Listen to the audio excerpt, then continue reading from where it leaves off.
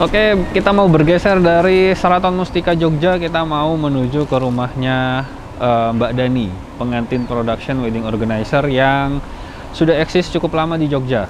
Kita mau gali ilmunya, kita mau ngobrol-ngobrol sama beliau buat sharing sama teman-teman WO yang mungkin mau belajar, bisa lihat di video Mulimani Production. Yuk!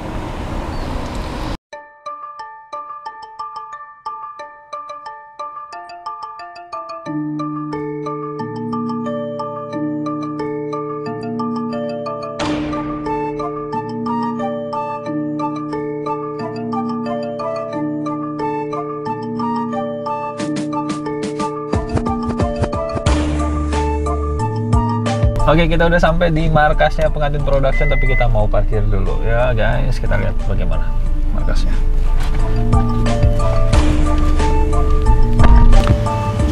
Oke, kita udah sampai di kediamannya Mbak Dani. Ini markasnya dari pengantin production wedding organizer di Jogja. Ini alamatnya di jalan apa nih? Jalan Kesehatan Jalan Kesehatan Blok B nomor 43 Sleman, Yogyakarta. Situ, kita masuk lah ya. Yuk.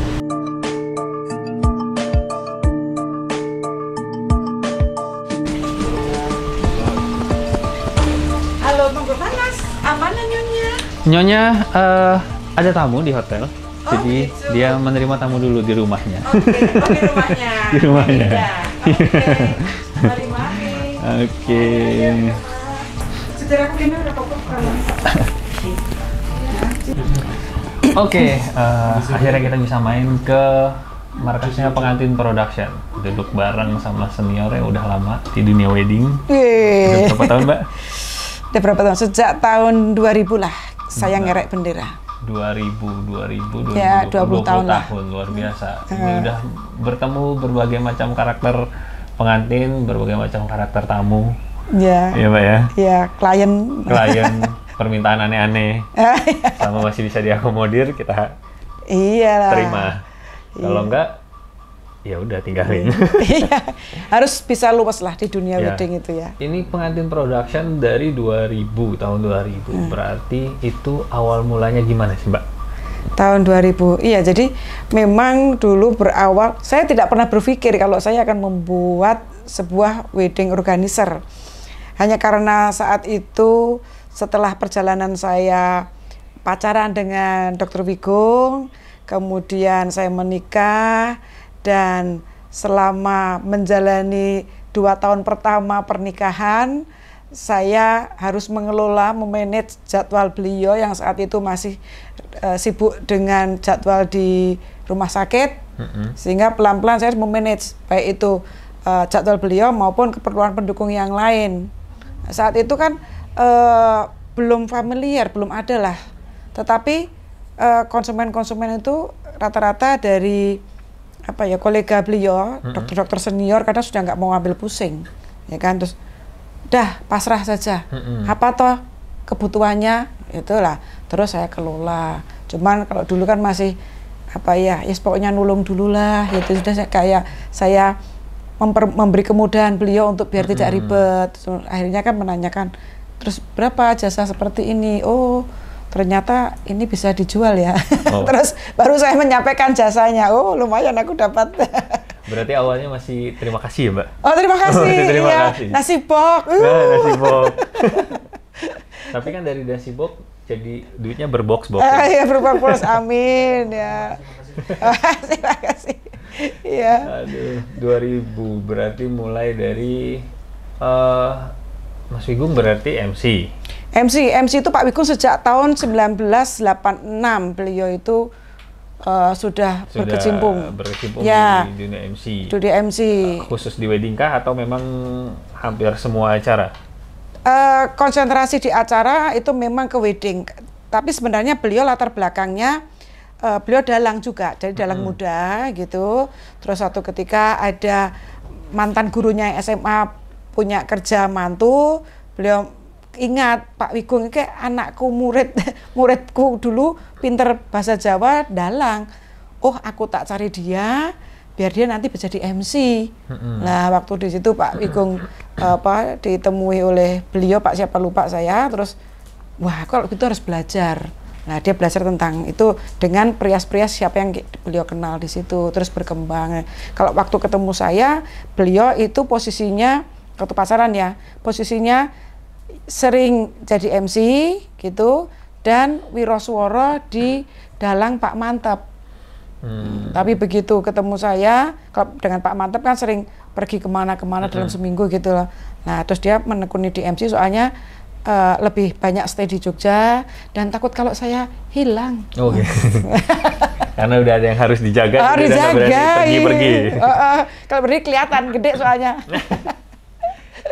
Terus dari manage, berarti yang di manage jadwal MC-nya iya, Pak Wigo, terus kemudian jadwal praktek. Ini prakteknya, belum. Prakteknya suka-suka dia. Suka-suka dia. Tapi masih praktek sampai dengan sekarang? Ya alhamdulillah tidak. Oh, atau jangan-jangan sudah jadi gelar dokter sama sekali nggak pernah praktek? Iya. Jadi agak-agak ketipu sebenarnya sih ya. Karena dulu cita-citanya gini kan, punya suami dokter nih, nanti saya bisa jadi ibu dokter juga kan panggilannya, gitu. Begitu saya nikah, ternyata saya mengelola beliau untuk ngamen dari gedung satu gedung yang lain. Jadi beliau ternyata jadi pengamen. Dan saya kena kutukannya, harus bawa icik-icik, bawa ini besek, ikut ngiter-ngiter itu. Pak Wigong yang nyanyi dari gedung ke gedung, saya ngiterin besek. Badhe tumbas gamelanipun mboten. Mau beli dekornya sekalian enggak? Orang kalau sudah ribet kan sudah nggak mau mikir yang gitu-gitu udah gitu. Akhirnya terus oke, kalau begitu saya harus menggunakan nama yang jelas sehingga orang kalau ingin memberi kepercayaan gitu juga jelas gitulah. Kan arahan dari beberapa senior-senior senior-senior di kedokteran, karena waktu itu kami sering melayani beliau-beliau, terus ayo Mbak dibuat namanya sehingga ini akan lebih profesional, bismillah, terus saya gunakan nama Pengantin Production itu di tahun 2000. Tahun 2000, jadi berarti tercetus dinamain Pengantin Production, memang di manage secara profesional di tahun 2000 sampai dengan sekarang. Iya betul. Biasa. Terus kalau kita lihat ini dari foto-foto kliennya, ya bukan klien sembarangan. Wes, kebetulan diberi kepercayaan, nah terus didokumenterkan lah, didokumentasikan. Kalau di Jogja sendiri, Mbak, karakter tipikal pengantin dan orang tuanya itu seperti apa sih? Karena kan kadang-kadang kita sebagai WO, masalah terbesarnya itu adalah mengakomodir keinginan dari pengantin dan orang tua yang kadang-kadang pengantin maunya. Orang tua nggak mau. Ini masalah yang seperti itu tuh kadang-kadang ketemu sama Mbak Dani dan dipecahkannya bagaimana? Ya, kalau pas waktu saya di awal-awal merintis ini, di tahun 2000 itu, kekuatan orang tua untuk mengelola atau menyiapkan wedding itu masih cukup kuat. Artinya pengantin masih ngikutin. Maunya ibu gimana, udah aku ngikut aja deh. Nah, karena orang tua, terutama ibu dan bapak ini ya, itu kan di kultur Jawa kekerabatannya kan kuat. Harus mengajak kerabat dari garis ibu, dari garis bapak, belum lagi dari lingkungan. Terus beliau tentu juga punya keterbatasan dalam pengetahuan untuk dekor yang baik seperti apa toh, foto yang baik seperti apa toh, sehingga beliau menyerahkan ke kami. Tetapi decision-nya ada di orang tua. Nah, dan karakternya, karena kalau secara karakter konsumen, kalau di kultur Jawa, kekuatan kerabat keluarga besar itu masih dipegang. Artinya begini, harus tetap memfungsikan fungsi sosial untuk tetap sesepuh diajak, sesepuh diminta pertimbangannya, gitu. Jadi sangat menghormati hal seperti itu. Nah, sekarang yang berkembang karakternya orang tua yang ngikuti keinginan anak, karena anak-anak sekarang pinter-pinter, kritis dan sangat punya variasi informasi banyak hal. Jadi orang tua yang sekarang ngikuti maunya anak yang mana diikutin. Kadang-kadang memang ada orang tua yang di poin-poin ini tetap bapak yang pegang, yang poin-poin ini silahkan. Itu walaupun tetap ada juga sih yang mantennya misalnya itu mereka memang sudah sangat padat kerja, akhirnya akan menyerahkan semuanya ke orang tua. Saya hanya MUA saja Bu ya, yang tetap aku yang milih, ya lain-lainnya udah terserah mama deh. Ada yang begitu. Ada yang orang tua betul-betul sudah kamu maunya apa, besok dicari nanti sampaikan ke Bu Dani biar dikelola. Nah gitu. Jadi tetap kuat sebenarnya, sama-sama kuat. Kalau masalah acara Mbak, apakah Ya. di sini masih lebih untuk kegiatan adatnya lebih banyak atau udah lebih banyak yang modern sekarang? Kalau yang kami tangani, kebetulan mungkin Icon Pengantin Production itu lebih kepada WO yang concern dengan tradisional gitu, sehingga hampir 75% klien kami masih kuat di tradisional. Adatnya? Iya, di adatnya. Walaupun hanya sedikit yang ingin dicantumkan, artinya tidak sampai disiraman sama metode ini, tapi setelah akad paling tidak ada panggihnya lah. Nah itu masih cukup kuat. Anak-anak sekarang yang tadinya nggak mau, begitu dia diberi edukasi, informasi tentang bagaimana sebuah keluhuran upacara adat yang kaya akan filosofi ajaran, itu hanya, ih keren juga ya Bu ya, mau dong. Nah, terus gitu sih masih cukup kuat, walaupun 25%-nya lagi mereka lebih pada kebutuhan-kebutuhan praktis aja sebenarnya. Bukan tidak mau, tetapi ada kebutuhan praktis.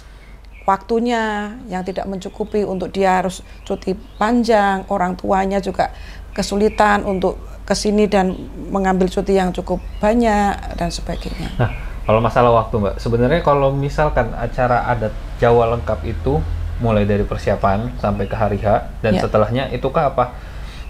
Apakah setiap momen itu ada acaranya tersendiri mulai dari persiapan nih? Beberapa waktu sebelum menjelang hari H, terus kemudian hari H, terus kemudian setelah hari H, apakah masih ada lagi? Karena kalau kultur di Lampung itu bisa 14 hari.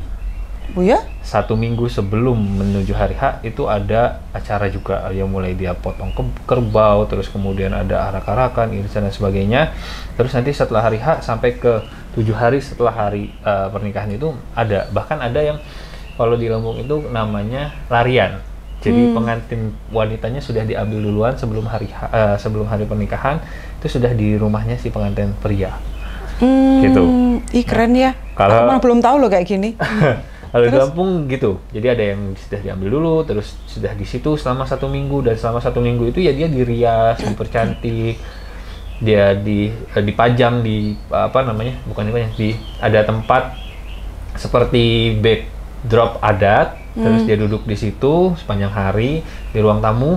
Nanti ada keluarga, tetangga datang kenal, oh ini loh calonnya, oh ini gitu ya, seperti itu. Nah kalau untuk di Jawa sendiri itu rangkaian acara adatnya untuk pernikahan ini, selain dari mungkin kalau sebelum acara itu ada siraman dan lain sebagainya, ada sebelum dari situ apakah ada kegiatan lain? Hampir tidak ada. Bahkan kita hanya akan konsentrasi di acara siraman itu sendiri. Kalaupun ada, lebih pada acara pengajian, doa bersama, bisa mengumpulkan warga lingkungan maupun komunitas. Gitu. Kemudian konsentrasinya ya di hari H itu adalah, kalau lengkap ya, mulai dengan siraman. Siraman durasi sekitar 1 jam. Gitu. Kemudian ada jeda untuk menuju acara midodareni, durasi sekitar 2 jam, karena sudah termasuk makan bersama keluarga gitu ya. Terus besok paginya akad nikah, dilanjutkan panggih. Mau langsung resepsi bisa, atau istirahat dulu, malamnya resepsi. Hampir rata-rata paling panjang 2 hari. 2 hari. Kalau 3 hari itu dipecah-pecah. Siraman midodareni hari pertama, terus ini akad nikah panggih saja. Biar ini istirahat dulu, baru besok pagi kita resepsi. Selebihnya 2 hari. Siraman midodareni, akad nikah panggih, malam resepsi. Udah, yang lain-lain kayak gitu tadi udah nggak ada. Kalau di sana masih Mbak itu begitu. Dan hampir rata-rata memang begitu. Nggak semua sih. Kalau udah di kota Bandar Lampung jarang yang pakai itu. Kalau masih di daerah kabupaten itu masih. Berapa persen yang masih menggunakan upacara seperti itu?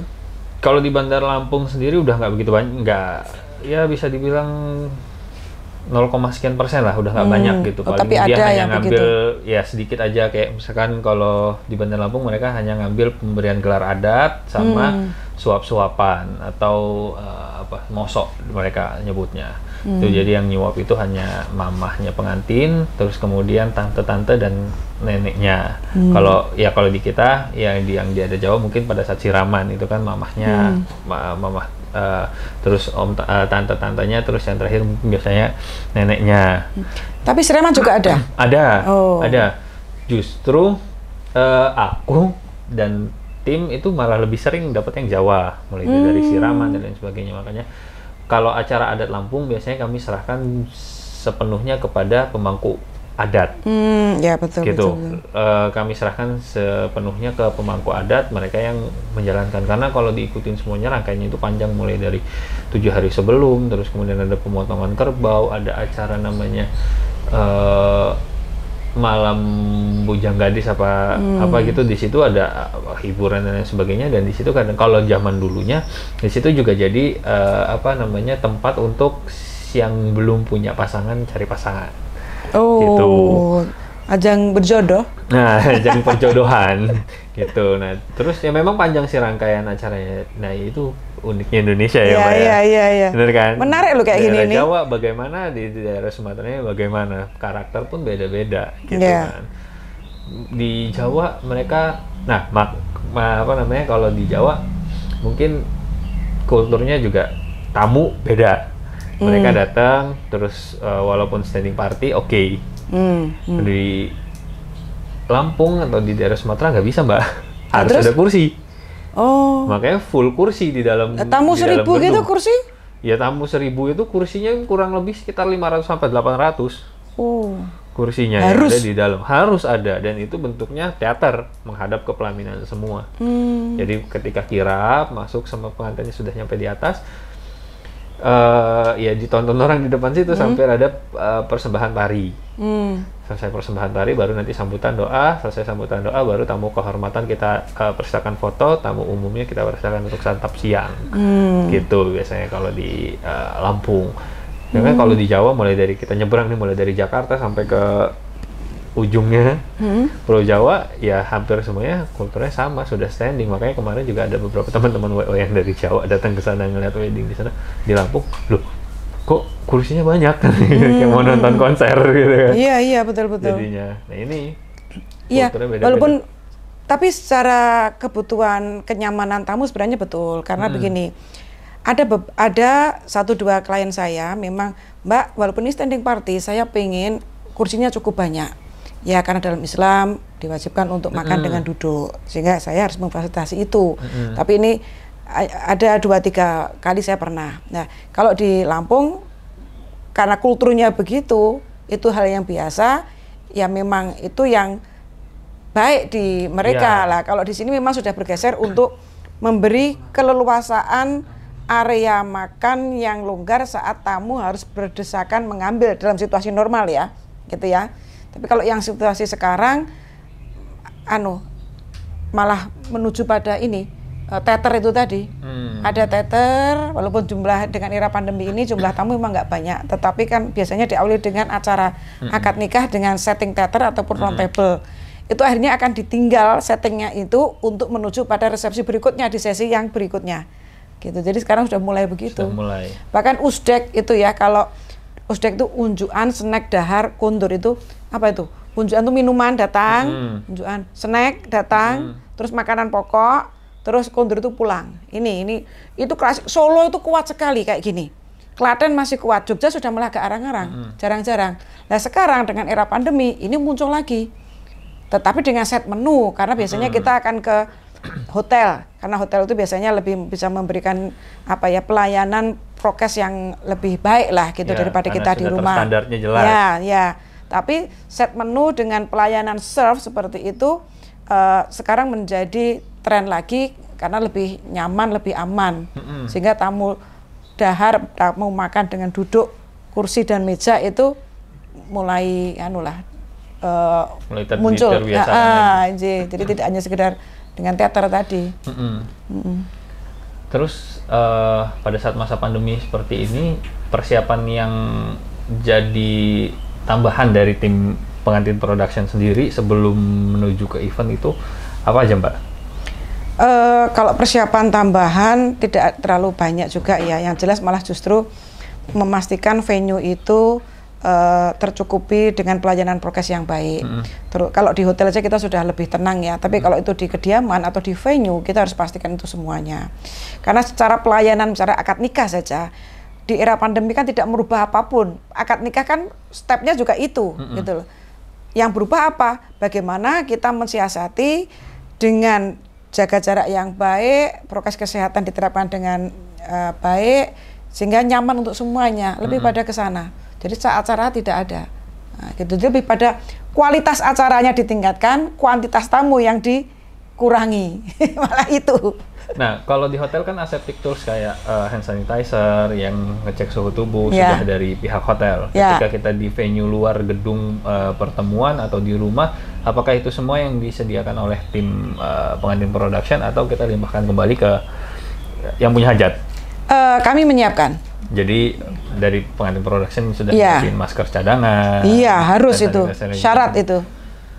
Sudah lengkap lah ya. Iya, termasuk disinfektan. Jadi semprot sebelum teman-teman mitra dekor masuk gitu. Begitu mereka selesai, kemudian kita semprot lagi sebelum acara. Terus begitu acara selesai mereka bongkaran, sebelum kami tinggalkan disemprot lagi. Baru kita bisa meninggalkan rumah itu dalam keadaan bersih, harapannya begitu. Supaya lebih ekstra lagi soalnya. Iya. Ya kan? Betul. Kita juga jadi takut kadang-kadang. Pulang nyampe rumah itu udah badan agak gak enak. Galau-galau. Badan agak gak enak, waduh badan. Jangan dikira gitu. Lihatnya, ya, BO-nya laku keras, eventnya banyak. Itu ya pakai deg-degan ya. Deg-degan. Laku itu karena perjuangan kita untuk tetap harus survive itu. Betul. Kadang-kadang sedihnya adalah ketika pandemi ini, Mas ada paket pandemi nggak? Nah, paket pandemi ini bagaimana? Sebutannya paket pandemi. Kita bilang nggak ada Mbak paket pandemi, kita punya paket ya biasa, harganya sekian. Kalau lagi masa pandemi ini ya begini. Wah Mas, di WO sebelah kemarin saya nanya harganya sekian. Waduh Mbak silahkan pakai dia, kataku, ambillah dengan harga murah beserta penyakitnya silahkan. Kami mohon maaf nggak bisa menerima harga segitu. Kita mau hitung biaya tim dan transport aja nggak ketemu gitu kan. Iya, betul. Apalagi kita mau nambahin aseptic toolsnya, mau mengakomodir kemauan Mbak yang kita tidak tahu nanti ke depannya tiba-tiba Mbak minta apa gitu kan. Iya, betul. Yang seperti itu gitu kadang-kadang. Ya, memang pengantin ini unik sih ya kan, Mbak. Iya, betul. Mimpinya juga kadang-kadang aneh-aneh. Oh gitu, angan-angan, halunya. Iya. Iya, bagian dari cita-cita satu hari itu sebagai ratu dan raja, tentunya semua euforianya ingin dia. Iya. Nah, kalau di sini mungkin ya kalau udah pakaian Jawanya kan sudah pakemnya sudah jelas, mereka juga paham dari atas sampai bawah. Mau dia Jogjaan, ya dia tahu. Dia mau soloan, ya dia tahu. Kadang-kadang di mix juga nggak mungkin sama mereka karena mereka udah paham kulturnya, paham juga makna di balik berpakaiannya itu. Cuma kadang-kadang di Lampung suka agak aneh juga, Mbak. Anehnya apa? Kadang-kadang pengantin minta dia pakai siger Sunda, bawahnya pakai kain batik Jawa. Oh gitu, biar sekalian gitu. Kan modernisasi Mas katanya. Ya nggak gitu juga kan? Ya, memang tugas WO ya yang harus pelan-pelan mengedukasi. Jadi kalau mau pakai Jogja ya Jogja yang baik, pakai Solo yang benar kayak mana, itu tidak mudah. Tetapi paling tidak pentoknya lagi ya kalau saya ya, dia mau menggunakan siger saja sudah senang. Karena ngatasi ya Bu. Sebagai anak muda dia masih mau dengan menggunakan siger, tidak hanya dengan modern itu sudah saya memberikan poin, dia mau untuk itu sudah poin. Nah tinggal kita pelan-pelan mengarahkan untuk pakailah siger yang baik, jadi dokumentasinya juga baik gitu. Daripada dia, saya mau pakai jambul yang begitu, pakai gitu. Eman-eman, karena untuk bisa tampil tralala heboh itu anytime dia bisa. Dia mau ikut dia datang ke pestanya siapa dengan hairdo jambul setinggi langit bisa. Tapi kalau untuk wedding manteni, kalau orang Jawa itu ya modelnya gitu. Kalau belum dipaes gitu rasanya kok belum manteni. Walaupun sekarang juga tata busana upacara adat Muslim juga ada, tapi kita tetap ada hal-hal lain yang tetap masih dipegang teguh. Iya. Kalau saya lebih ke sana sih, ya. Macam-macam. Bukannya pengantin. Ya, seru ya di situ ya. Iya, seru. Terus selain ada Jawa di Jogja, apakah masih ada kadang-kadang mendapat yang adat lain? Oh ya, kalau di Jawa itu ya yang jelas gaya Jogja, gaya Solo, terus Semarang itu ya Semarang, dan hampir sama lah itu. Kalau memang saya dapat upacara adat ya misalnya di Sumatera ya Batak, terus Padang, Sunda itu. Hampir ke mereka yang ingin menuju pada upacara adat yang non Jawa itu saya dapat, termasuk Bali. Alhamdulillah, mungkin ikon tradisional ini pengantin production mungkin itu, mungkin lo ya. Pokoknya masalah-masalah adat-adatan KPP. Udah nggak bisa ditolak, nggak bisa ditawar. Iya. Karena kan tingkat kesulitannya berbeda di hal seperti itu. Selama 20 tahun berjalan ada hal-hal yang membuat Mbak, aduh ini di titik jenuh, ini yang membuat Mbak ini kayaknya udah capek aku di sini gitu, ada Mbak. Nah itu susah ini. Kalau udah kita kerja terus jenuh dan capek, loh kita mau gimana gitu ya. Saya rasa kalau capek itu hal yang wajar, manusiawi. Tentu kita harus merefreshkan diri. Caranya macam-macam ya, mungkin ya piknik, jalan, gimana lah untuk bisa refresh. Setelah itu kita track lagi. Karena ini kan income kita kita kerja ini di sini. Kalau kita nggak kerja di sini, kalau tidak dicintai, ditersnani, dijaga dengan baik, susah. Wong sudah membangunnya aja susah, kok terus mau cuman jenuh terus, sudahlah nggak usah. Mestinya nggak akan seperti itu. Kita sudah konsekuen dengan segala hal yang kita cintai, apalagi ada seperti beban moral bahwa bagaimana budaya ini bisa terjaga dengan baik, kita antar, kita jaga untuk bisa tetap bisa dinikmati atau tersampaikan juga ke generasi muda yang sekarang. Makanya tadi walaupun pakai siger dengan agak aneh-aneh sedikit, ya sudahlah, hargai itu. Udah mau pakai siger itu sudah bagus, sudah bagus. Gitu. Pokoknya jangan jenuh, jangan bosan, harus terus berkarya. Iya. Di jalur ini. Tapi kan memang juga ini kerjaan yang menyenangkan, Mbak. Menyenangkan. Tiap minggu kita ketemunya suasana bahagia dari pengantin dan orang tuanya. Ketika mereka di atas pelaminan, mereka menyambut tamu mereka dengan senyum yang bahagia, yang sungguhnya. Kita juga kan ngeliat mereka, wah dia di atas bahagia, jangan sampai dia turun, dia jadi marah-marah cuma gara-gara perkara dia pesennya daging lada hitam, tahu-tahu pas dia turun mau makan jadi rendang. Gara-gara kayak WO-nya sampai nggak tahu nih kan makanannya yang dipesan apa, sampai pas mau cross check nggak ngerti, harusnya lada hitam jadinya rendang. Nah, mungkin kalau masalah suka duka, kalau di dunia wedding itu 80% suka ya kali ya. Ada hal unik nggak Mbak yang lucu yang pernah kejadian sampai yang bahkan kita ngebayangin aja tuh ini nih kecil nih kemungkinannya bakal kejadian yang kayak gitu loh, terus tahu-tahu kejadian dan di kita jadi kok bisa kayak gitu ya, jadi malah ketawa rame-rame sama tim setelah acara. Kalau saya selama mendampingi klien, saya tuh yang sering takjub itu justru saat klien tidak jadi nikah. Itu saya takjubnya gini, betapa manusia itu hanya mampu untuk berusaha, tapi Tuhan akan menentukan semuanya dengan caranya yang paling tepat. Saya takjubnya begitu, karena pernah ya kurang 3 hari manten tidak jadi nikah, kurang seminggu, kurang 1 bulan, kurang 1 bulan masih aman lah, kurang 1 minggu itu sudah beredar, kurang 3 hari ini kita sudah mau naikkan truk, itu sudah mau jalan nih, mau pasang tenda, tiba-tiba nggak jadi.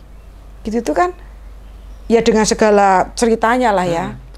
Terus yang saya takjubkan justru di situ, begitu kita betul-betul merasa, saya merasa betul-betul orang yang harus tunduk pada kuasa Tuhan. Betapa Dani, kamu tuh hanya bisa merencanakan segala sesuatu, akulah yang akan menentukan semuanya. Jadi terus kepasrahan manusia itu saya rasakan di situ. Betul-betul pasrah, Tuhan pasti engkau telah menentukan yang terbaik untuk kami. Sehingga klien saya juga harus menerima itu. Ini tak jaga nih apa? Yang penting apa, mantannya tuh jangan patah semangat, itu saja. Yang di hari H batal pernah Mbak? Belum? Minimnya minus hari H-3 yang ada di hari H itu, waktu itu siraman, mantan putrinya hilang. Dia pamitnya mau ujian dulu jam 10, dia nggak pulang-pulang. Kabur. Iya. Perempuannya yang hilang. Mantan perempuannya. Terus itu kan waktu siraman putri ya. Kemudian merinding saya kalau ingat. Kemudian malam itu dari ini kan keluarga putra mau datang nih. Kita harus segera kirim utusan untuk tidak datang dulu. Gitu. Sambil keluarga heboh nih mencari di mana ini anak, sampai ke kantor polisi, ke rumah sakit gitu kan, nyari gimana. Ternyata dia ada di Bali. Nah, dia lari ke keluarganya, terus keluarga yang di sana gitu ngabari di sini, tenang, anak ini ada di sini. Udah pokoknya sekarang selesaikan yang di sana, anak ini dilindungi gitu loh. Alasan dia lari ke sana itu? Ya. Apakah itu perjodohan atau? Kurang tahu ya saya belakang layarnya perjodohan atau gimana, yang jelas menjelang, karena begini ya, kalau dalam sebuah pernikahan menjelang hari H itu pasti rata-rata tegangan tinggi, ya toh, baik orang tua maupun pengantin, kadang-kadang mulai ada cross, gesekannya semakin kuat tuh di situ. Nah mungkin secara mental mereka juga tidak siap, mau tidak mau terjebak untuk harus melaksanakan itu, sehingga saat si cewek ini merasa harus berbuat sesuatu untuk menyelamatkan hidupnya, dia tidak bisa berbuat untuk menolak, tapi dengan cara dia pergi, gitu. Tapi alhamdulillah orang tuanya juga terus bisa menerima ini dengan baik, artinya juga tidak marah. Terus kami bersama panitia yang lain ini kan siraman gitu ya, kan besok sudah resepsi, ya tetap semuanya berjalan. Catering juga tetap kita siapkan, soalnya tamu-tamu mungkin kan juga akan hadir, panitia dan kami. Kemudian untuk tamu-tamu yang rawuh kami juga memberi ucapan permintaan maaf karena ada kejadian seperti ini, tapi tetap monggo untuk dahar, gitu-gitulah. Gitu ya. Setelah itu saya dengar mereka juga keluarga menyelesaikan itu dengan baik, dan sekarang sudah punya momongan, keluarganya juga bahagia. Wah kalau udah gitu. Nikahnya dengan yang sama atau beda? Ya beda. Oh, beda. Kirain balik lagi. Itu nek sing urusan kayak gitu, ceritanya banyak macam-macam itu. Iya, macam-macam. Yang batal, 2 tahun kemudian sama juga jagonya. Ya ngapain batal kemarin? Padahal kurang, itu seragam saja udah jadi, hanya kurang berapa hari gitu, nggak ada 1 minggu lah, batal tuh. Padahal seragam semua udah jadi nih. Ya akhirnya 2 tahun kemudian datang. Nah, sekarang calonnya siapa? Mas itu juga. Ya ngapain kemarin? Oh ada juga Mbak? Ada yang gitu. Udah balik lagi. Tapi akhirnya sampai jadi. Sampai jadi. Oh sampai jadi. Kemarin itu ngapain? Mau dibikin nggak jadi gitu. lagi gitu kan. Terus kalau kami ada sih Mbak yang kayak gitu. Teman dia masih selang 2 bulan, masih selang 1 bulan, tiba-tiba dibatalin karena ada pihak lain, ada pihak orang ketiga dan sebagainya. Tapi yang bikin kita agak merinding itu pernah kejadian sekali 15 menit sebelum akad nikah. Itu salah satu orang tua dari mempelai pria meninggal dunia. Jadi kita tim WO udah selesai di venue, udah semua ada di situ, pengantin perempuan juga sudah ada di venue. Cuma memang di sore hari itu hujan, Mbak. Acaranya outdoor, hujan, sehingganya si dekor itu mau finishing buat rangkaian bunga itu tertahan. Catering juga yang tadinya udah alatnya udah di set up, akhirnya ditutup lagi. Hujan, mendekati acara akad nikah, bener-bener dekat acara akad nikah, dia itu berhenti hujannya. Terus pengantin pria dan keluarga mau berangkat, tiba-tiba mamahnya jatuh. Orang tuanya putra? Iya, orang tuanya putra, ibundanya jatuh, dibawa ke rumah sakit. Ternyata tidak ada di perjalanan. Terus langsung, ini mau gimana? Akhirnya, solusinya dari tim WO, ya sudah kita selesaikan dulu urusan yang ada di rumah sakit. Mamahnya nanti kalau udah bisa pulang, kita pulangkan. akad nikah di situ, di depan jenazah. Oh, di depan. mamanya. Oh iya. Terus ya karena semua persiapan udah selesai, sudah hari H itu ya semua tetap venue untuk resepsinya tetap jalan. Pemain musik kan sudah datang juga, nggak mungkin mereka pulang. Akhirnya kita suruh tetap main, tapi pilih pemilihan musiknya yang slow, nggak terlalu hingar-bingar. Terus ada beberapa yang akhirnya tercancel, itu adalah screen, giant screen yang biasanya untuk muter foto private dan sebagainya, itu kita cancel karena kebetulan juga belum pasang dan belum berangkat. Yang itu sih yang bikin kita ini, karena pas sudah mau siap itu bride asistennya itu tiba-tiba lari, "Kak, ini ada berita duka." "Kenapa?" "Itu pengantin ceweknya nangis, katanya mamahnya pengantin pria meninggal." Wah, udah langsung di situ kita bingung. Terus aku ngirim utusan, sudah yang tadinya ada memang ada satu utusan yang di rumah yang cowok, ya itu juga udah ngabarin kejadian seperti itu. Terus aku ngirim utusan lagi 2 orang untuk kesana ngedampingin yang timnya 1 orang, sama MC ku suruh kesana juga, sama penghulu aku koordinasi nggak usah ke venue, langsung ke sana karena akad nikahnya di depan jenazah. Ya udah semuanya jalan di situ. Selesai akad nikah udah. Jadi ada yang catering, akhirnya kita bagi 2, setengah ada yang kita larikan ke sana, setengah tetap ada yang di venue. Di rumah sakit atau di mana itu? Di rumah. Oh, di rumah. Di rumah. Akhirnya ada yang kita larikan ke rumah untuk supaya tamu yang layak bisa makan juga. Tamu yang tetap datang ke sana kita persilakan untuk makan dulu di venue. Kalau yang udah kebetulan sampai ke venue acara, selesai makan baru kita kabari bahwasanya terjadi berita duka begini sehingga pengantin tidak ada di sini. Kalau memang mau ketemu pengantin bisa ke rumahnya sekalian melayat. Jadi dari situ mereka ada yang kesana lagi kayak gitu. Ya memang macam-macam sih ya Mbak ceritanya. Macam-macam. Ada yang kejadian begitu, tapi alhamdulillah Tuhan memberi kemudahan, kelancaran. Jadi betul-betul itu putri satu-satunya, bapaknya dari luar negeri datang ke sini terus kemudian langsung drop. Harus masuk rumah sakit itu hanya kurang 3 hari menjelang hari H ya. Terus begitu mau akad nikah tuh dari rumah sakit hanya memberikan waktu 2 jam, jangan lebih. Ya sudah dibawalah itu si bapak ke venue, begitu ijab kabul sah gitu, langsung lemes gitu, mungkin ya bahagia, emosi kan ya, udah langsung bawa dari rumah sakit lagi. Wes deg-degan gitu ya kan.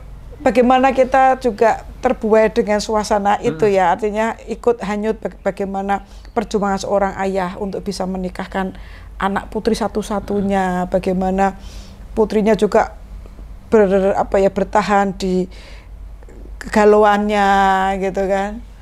Ya macam-macam.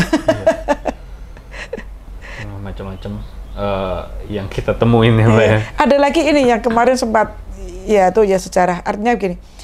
Alhamdulillah dengan teknologi canggih seperti ini ya. Waktu itu kondisi klien saya itu juga putri satu-satunya. Jadi anaknya 2, putri sama cowok 1. Adiknya di Australia, lockdown nih. Adiknya di Australia, di lockdown, nggak bisa keluar. Bapak ibunya kerja di Arab Saudi, nggak bisa keluar. Dia sendirian di sini. Dan ini harus akad, gitu. Karena akad nikah itu bukan sesuatu yang dipersiapkan hanya 1-2 minggu, tetapi tanggal itu adalah tanggal persiapan bagaimana menyesuaikan segala pendukung itu bisa, artinya keluarga dan lain-lain. Ya sudah begitu di lockdown, untung dengan era sekarang ada Zoom. Video call. Ada Zoom itu ya, ada Zoom. Jadi si anak ini di Jogja menyampaikan ucapan ke ayahnya untuk dinikahkan itu melalui Zoom di Arab Saudi sana. Di sana juga pakai busana Jawa. Kemudian adiknya di Australia juga begitu. Jadi lewat Zoom matur ke ayah ibu kemudian menyampaikan itu ke forum tamu yang ada di sana, kemudian wali hakim menikahkan walaupun secara surat menyurat itu sudah kan sudah aman semua, cuman visual bagaimana prosesi itu tercukupi dengan terbantu sekali dengan Zoom dan streaming sekarang berkembang. Banyak solusi sebenarnya. Iya, iya. Itulah fungsinya kita wedding organizer, mendampingi para pengantin dan orang tua itu adalah memberikan solusi yang mungkin tidak terfikirkan oleh mereka. Iya. Maka dari itu Teknisnya. jangan ditawar ya Mbak. Bukan masalah gini loh. Ini adalah sebuah wedding organizer itu bukan sekedar borongan, bukan menurut saya. Itu skill skill memanage. Jadi hargai skill untuk memanage itu ya, karena memanage orang banyak itu tidak mudah. Nggak mudah. Banyak keinginan. Ada hal teknis yang memang harus diketahui oleh WO itu sendiri. Diketahui karena apa? Karena pengalaman dia lah. Pengalaman itulah yang membuat menjadi berbeda, menjadi berharga bagi si wedding organizer gitu ya. Memikirkan solusi yang ringkes, tepat pun kadang-kadang nggak mudah. Nggak mudah, Ya harus kan, punya pengalaman. Banyak pengalaman, pertimbangan juga untuk mengeksekusi itu gitu kan. Nah, itu dia. Jadi yang dibayar itu pengalamannya tuh nggak 1-2 jam. Ya, makanya kalau nanya jangan yang ditanya, Mas bisa nggak tim WO-nya 4 orang aja, Oh, cuma iya. butuh di atas pelaminan. Ya, kalau itu Mas sepupunya aja, nanti kita latih jadi stopper untuk ngurusin foto. Kalau cuma butuh itu jangan nyari wedding organizer ya Mbak ya, bikin panitia aja, itu Iya, cukup iya, gitu kan. iya, betul, Karena betul. tim wedding organizer itu yang minimal kita bisa kerja nyaman itu 8, itu minimal. Iya, betul. Kerja nyaman. Tapi ya kalau memang dilihat ya bisa sampai 10 dan lain sebagainya. Iya, iya. Di bawah itu ya kita gempor Mbak. Iya, harus Lari sana, lari montang-manting. sini udah nggak Karena kita mungkin. sudah punya SOP sendiri kan, bahwa Pasti. ini tertangani dengan cara seperti ini tertangani seperti ini. Itu membuat SOP masing-masing organizer berbeda. Saat mereka mampu menjual dengan 2 orang, itu spek kerjanya juga akan berbeda dengan yang kita menjual dengan 10 orang spek kerjanya. Nyata mungkin konsumen ekspektasinya juga akan berbeda. Ya. Nah itu. Jadi kalau memang pengen yang seperti itu ya sudah ekspektasikan seperti itu saja. Ya mungkin yang Ya. 2 ini nyata, sisanya 8 gaib mungkin Mbak. Agak Gitu kan. bisa berjalan dengan sendirinya. Nah, itu dia. Ya, ini dia apa namanya? Ya suka duka kita sebagai wedding Ya, organizer. betul, Mungkin betul. buat teman-teman yang nonton video sharing ini sama Mbak Dani dari Pengantin Production bisa ngambil apa namanya? Omongan yang bisa diserap sebagai ilmu, silahkan. Tapi yang menurut kalian nggak penting, ya udah nggak usah didengar ya Mbak. Ya. Iya, kita di sini sharing Kita saja. sharing pengalaman kita selama menjalankan wedding organizer, apalagi dari Mbak Dani, Pengantin Production yang sudah berjalan 20 tahun. Banyak pengalamannya pasti yang sudah dilaluin gitu kan, apalagi sekarang pandemi seperti ini ya, kita sama-sama semua, mau yang baru, mau yang lama, kita nggak ngerti mau bagaimana Iya, betul. nanggulanginya ya Mbak ya. Iya, Apalagi betul. kalau event kita ngambil itu juga kadang-kadang dengan rasa takut selesai event itu, entah kita yang terpapar, entah tim kita gitu kan, entah pengantinnya, kita juga ngejaga. Nggak mungkin dong Iya. kita mau udah selesai acara terus pengantinnya kenapa-napa, kan kita juga nggak enak. Iya, betul. Masa pengantin bahagia di hari H berencana mau honeymoon, tahu-tahu di karantina. Kan Di karantina di kamar manten tuh. enak kalau di karantina kamar manten, kalau kamar rumah sakit Mbak terpisah pula kan.